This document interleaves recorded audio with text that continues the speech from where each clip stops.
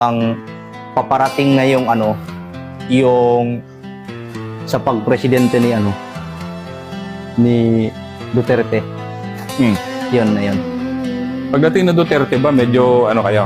Maipit na, sir. Ipit na. Naipit at nagustuhan din sa administrasyon ni Duterte. Duterte. Opo, sir. Pero ba't anong nagustuhan nyo sa administrasyon ni... Kasi ilan ang presidente nagpalit-palit, sir, dito sa Pilipinas. Walang nakapagsabi na pwede tanggapin ng Abu Sayyaf. Kaya dumami ang Abu Sayyaf. Siya lang nakapagsabi na pwede tanggapin ng Abu Sayyaf. Tanggapin bilang nagbalik loob. So malaking bagay pala sa inyo na dineclare na kayong Abu Sayyaf, pwede na kayo magbalik loob. Opo, sir. Kasi kung hindi dahil kay Duterte, sir, kahit maubos yung Abu Sayyaf dito sa Basilan, sir, kahit patay sa gutom, hindi nagbalik loob kung hindi dahil kay Duterte, sir.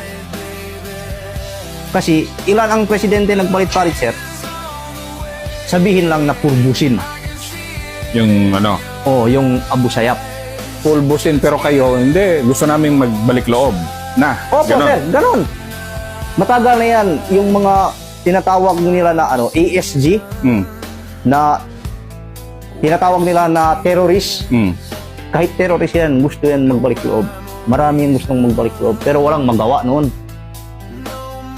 Kasi walang desisyon ang gobyerno noon na pwede sila tanggapin na magbalik loob. Sa panahon lang ni Digong. Kaya halos lahat, sa panahon ni Digong, halos lahat nag-surrender yung mga Abu Sayyaf.